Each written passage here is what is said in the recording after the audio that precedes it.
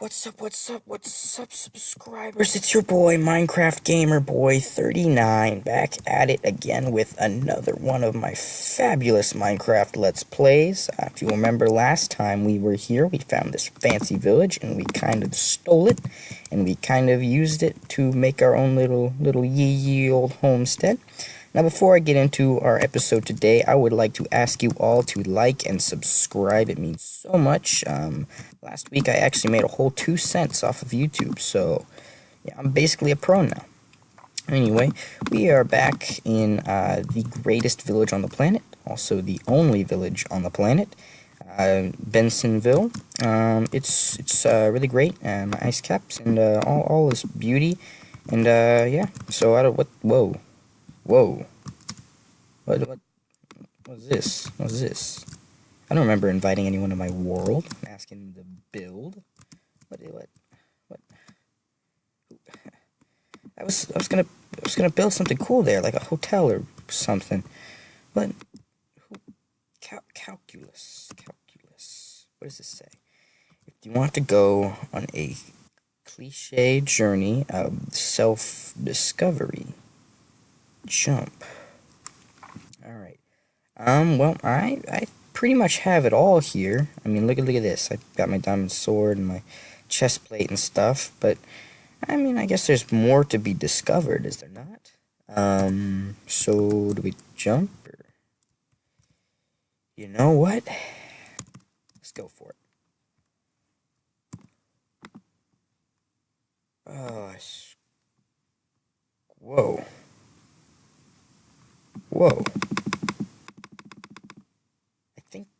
I think I'm stuck on this page, and what is this? 2.2, 2.3, and 2.5. Limits. Huh. What are limits? That's a good question. A limit is a y value that the graph approaches as x approaches a point. Certain limits exist regardless of whether or not the graph exists at a point.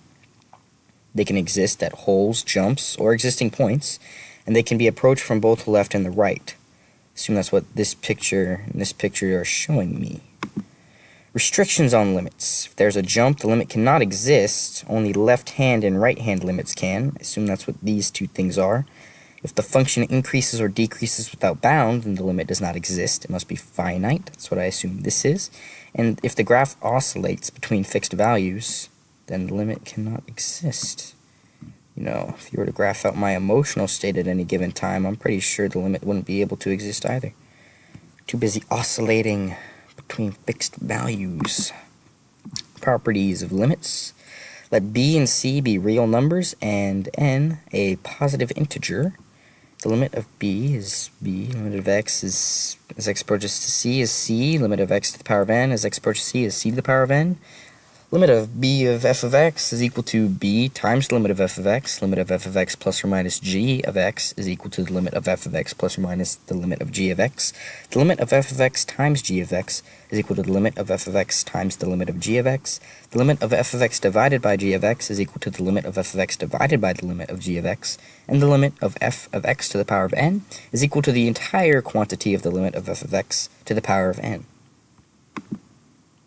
Right and left-hand limits. So they exist when there's a jump and the function is approaching the point from the right. Okay, so I assume that's where the right-hand limit is. And when there's a jump and the function is approaching from the left, that's where the left-hand limit is. Note, in order for the limit to exist at a point, the left and right-hand limits both must exist and be equal to each other. Evaluating limits, graphically, numerically, and algebraically. Evaluating limits graphically. Steps: examine the limit provided, examine the graph provided, proceed to find the point at which the limit is asking on the graph, then take the left and right hand limits to see if they match, and then find out what f of x is at the point as well. Find the limit as x is approaching to 1 in this graph. Okay, so, well, as it is approaching to 1, which is about right here, it also is approaching to about 1 right here, and the left and right hand limits are both equal. They're both 1, so the limit exists and is equal to 1, and the function at 1 is equal to 1 as well.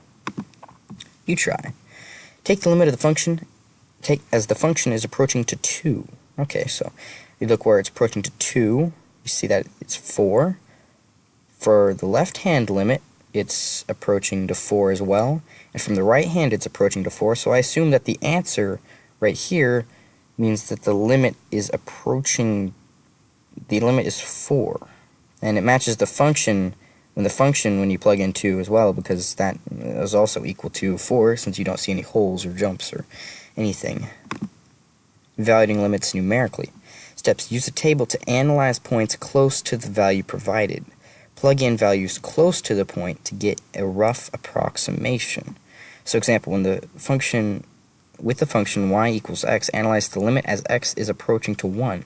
So you have the table, you have your different values, and it seems that using the table we can see that the x value is approaching 1 and the y values do the same, and thus the limit at the point, or the limit is provided, the limit that is asking you about is 1. Well, you try. So evaluate the limit of the function as y equals x squared as x is approaching to 2. Alright, so it provides a table. Alright, so it's approaching to 2, so let's take different points. Let's take 0, 1, 3, and 4. So 0. 0 to the power of 2 is 0, 1 to the power of 2 is 1, 3 to the power of 2 is 9, and 4 to the power of 2 is 16. So it's in between 9 and 1. And if you were to plug in 2, you'd see that it'd be 4, so the limit at the point would have to be 4. So you have to approximate based upon different numerical values you can obtain. Before we delve into evaluating limits analytically, we need to go over a few things first. The generic steps for solving limits. So you want to try direct substitution first. The limit will exist, it will not exist, or it will be an intermediate form, which is when the limit is equal to a number over 0, the answer will be positive or negative infinity, or does not exist. If an intermediate form, you use cancellation, rationalization, special trig, or algebraic manipulation, and then when it's simplified you use direct substitution to determine which of the positive or negative infinity or does not exist the intermediate form is. You have to find the signs of both the left and the right hand, and if they're in agreement, it is positive or negative infinity. If not, it does not exist. Alright, so direct substitution steps. Substitute into limit. So example, take the limit of y equals 2x as x approaches to 7. You just substitute the x for 7, and you get that it would be 14. Factoring and canceling. Cancellation. You first would always try direct substitution. You would factor your function out, you would look for possible cancelizations and cancel, and you would use direct substitution. So example, take the limit of y equals 2x over x as x is approaching to 0. You want to try direct substitution, which yields 0 over 0, or intermediate form. You would factor out your x's and you'd cancel, because x in the numerator and denominator can be cancelled, and you get y equals 2, and then when you try direct substitution, it wouldn't do anything because y just equals 2, and you get the answer y equals 2. Rationalization. You want to try direct substitution, then you want to multiply by the conjugate, and then you want to simplify, and then do direct substitution again. So example, find the limit of the square root of x minus 1 over x minus 1 at x is equal to 1. So direct substitution yields 0 over 0, so you multiply by the conjugate, and you'd get that your new function would be x minus 1 divided by x minus 1 over the square root of x minus 1. You use direct substitution again, and you get your limit just does not exist because of an asymptote. Algebraic manipulation, LCM. You want to first and foremost, every single time, use direct substitution. Take the least common multiple and multiply both the numerator and the denominator by that number. You want to simplify, or use other methods if necessary. Then repeat and use direct substitution again. So example, take the limit of the function 1 over x minus 1 over 1 minus x as x is approaching to 1. Direct substitution yields indeterminate form, or intermediate form, because I am such an illiterate individual. Your LCM, you multiply the function by x over x, since that is the denominator of 1 over x. you would get 1 minus x over x times 1 minus x, and this is an opportunity to use your cancelization skills that have been recently acquired, and cancel out the 1 minus x. You get your overall function. Once it is simplified as 1 over x, you directly substitute once again, and you get your limit is equal to 1. Nice round number there. Piecewise functions step. So you want to check to see if each branch is continuous or without restrictions that prohibits limits, because piecewise functions have multiple different functions in the overall aspect. 2, you want to check the place where the branches meet, so the point at which the two different branches would meet, and you want to use direct substitution. So you try, evaluate the limit of the function y equals x, where y is less than 0, and the function y equals 2x, where y is greater than or equal to 0, at the point x equals 1. Of course, so you want to try your two branches, y equals x and y equals 2x. Both of them are continuous. Both of them do not have any asymptotes, jumps, or holes, so you'll be fine. So you have to check the point at which they meet, which is 0. Plug in 0 for each of them. You find that y would equal 0 in both instances, and so you can plug in your point x equals 1, knowing that you will get an adequate answer that is not, terrible or whatever, not made up, not lied, not on an asymptote or whatever. So you plug in x equals 1 to y equals 2x, and you get the overall would be y equals 2. Yield's limit is 2. Composite functions. One last rule before the conclusion. If f and g are functions such as the limit of g of x equals L and the limit of f of x equals f of L, the limit of f of g of x equals the limit equals f, limit of g of x equals f of L. Given these two functions, find the limit as x approaches 5 of g of f of x.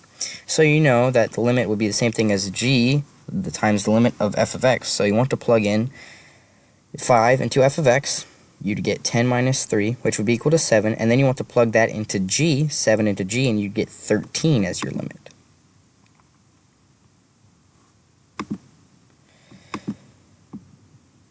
This is a very famous quote by an anonymous individual who shall forever remain nameless. He said that it is not a man's honor, nobility, success, or happiness that defines him. It is rather his knowledge of calculus that does. When society deems virtue, grace, and wisdom more important than the basic fundamentals provided in an AP Calculus classroom, that society will inevitably crumble and fall. You have been properly inspired. Go forth, young buck, and practice much calculus.